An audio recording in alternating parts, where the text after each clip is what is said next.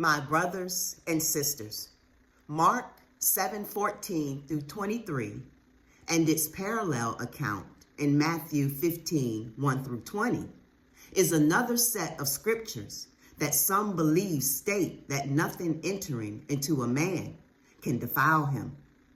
Therefore, eating whatever one wishes is perfectly all right. Can this be correct?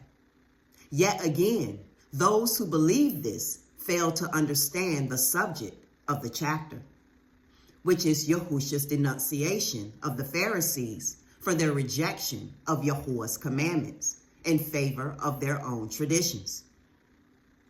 Verse 2 introduces the context. Now when the Pharisees saw some of his disciples eat bread with defiled, that is, with unwashed hands, they found fault. The dispute was over ceremonial cleanliness, eating without first washing one's hands, which is not even an Old Testament law, but a tradition of the elders, which the Pharisees had themselves proclaimed authoritative. In addition, beyond this fact, note that the kind of food the apostles were eating is bread, not meat. Yahusha's later comments speak generally of foods and whatever enters the mouth, not specifically meat.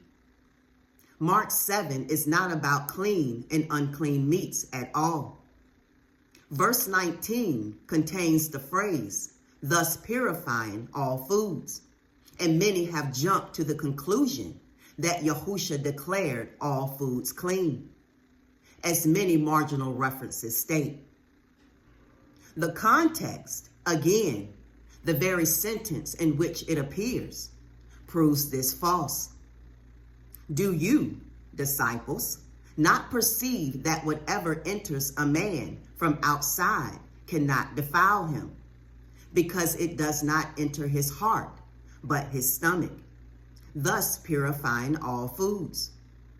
First, thus is not in the Greek text, but has been supplied by the translators. Without it, the sentence plainly states that the stomach purifies any kind of food put in it, not that Yahusha had somehow declared all foods to be purified. Second, purified is the Greek word katharthazun, which means to cleanse, to purify, to free from filth. In relation to the stomach's or the digestive tract's ability to purify food, the sense of katharzun in this verse is to purge of waste. This is brought out clearly in the parallel statement in Matthew 15:17. Do you not yet understand that whatever enters the mouth goes into the stomach and is eliminated? Do these scriptures do away with the law concerning clean and unclean meats? Not at all. Shalom.